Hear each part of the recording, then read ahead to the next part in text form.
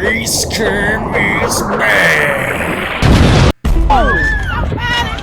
He needs some milk. This is what I call the quarantine scruff. You know, I'm going for that Khabib and Khamzat Chimaev look. So, we're gonna talk about a lot of things in this video. But first, I want to thank the people who've been sticking around on the channel. The new people who've been tuning in. Yeah, if anybody supporting my content, thank you. I've got a cool Last of Us video coming up. So if you haven't already, ring the bell. Enable all notifications. Because YouTube, when they send out videos, you know...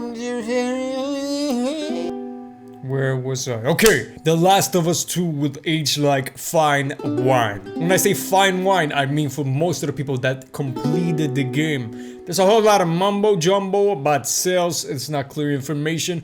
On one hand, we have a lot of people on one side saying, oh, there's low sales, store shelves are filled with the game, and now I think it's 40 bucks on some retailers, some sites. And on the other hand, you have Last of Us 2 having one of the highest completion rates of any PS4 game. So when I say fine wine, I'm not referring to sales, I'm referring to the people that have completed the whole game. I feel like it'll grow on them, it has grown on me. I'll play the game 3.5 times right now, and I still can't stop thinking about it. Sure, it still has its flaws in my opinion, but part 1 had its flaws too, and I'm gonna talk about them in the future. I still consider part 1 to be better than part 2. But playing part 2, I wouldn't say it necessarily made me enjoy part 1 less, but it made me realize that if I'm gonna have this standard, if I'm gonna have this standard on part 2, I should have the same standard on part 1.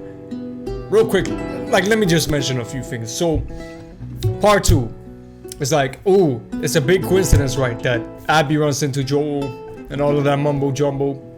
Sure, but it's also a big coincidence that in part 1, they run into Queen Firefly just like that. Like how this, like, yeah, you know what I'm saying? So, and also like Ellie not shooting the guy here, like she could have, there's a lot of things, we're gonna discuss them later.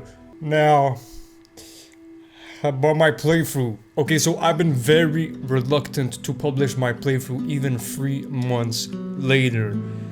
I had very strong reactions to playing the game. I've been listing my playthrough, like unlisted in like comments, tweeting it out, stuff like that. But I've been very reluctant to publish it since I had strong reactions while playing the game. The things that I've said while playing the game, I don't really mean them. And why have I been reluctant? Because there's just been so much toxicity, threats, F you Neil, F you Laura, bit like there's been a lot of that. Yeah, I don't know, I just felt bad because of my reactions. Like, I didn't mean what I said, obviously, in the heat of the moment. I think I cussed out Neil. That's about it. And I say naughty dog, you cunts when they get me feel. But it's not, it's more like you son of a bitch. It's not more like, you son of a bitch, you feel me? I don't know how to say it. It's like, yeah, I'm not mad at Naughty Dog, I'm not mad at Neil, I'm not, you know, I have my critiques about the game. I feel a lot better about the game, and at the end of my playthrough, I said it's one of the best games that I've played, and it still is in my opinion. So, I'm gonna leave my playthrough unlisted in the description. I don't know how many of y'all want to see it either, like, yeah, so it's just for the core audience. Maybe it'll be unlisted forever, but if anybody's wondering why haven't I published my playthrough, it's because there's just been so much toxicity surrounding the game. That's about it. I'm working on an Outbreak Day predictions expectations video. Stay tuned for that if you haven't already. Enable all notifications. I want to thank y'all for the support. This was more of a talking down, appreciating the game, updating about anything mumbo jumbo. In my opinion, The Last of Us 2 will age like fine wine.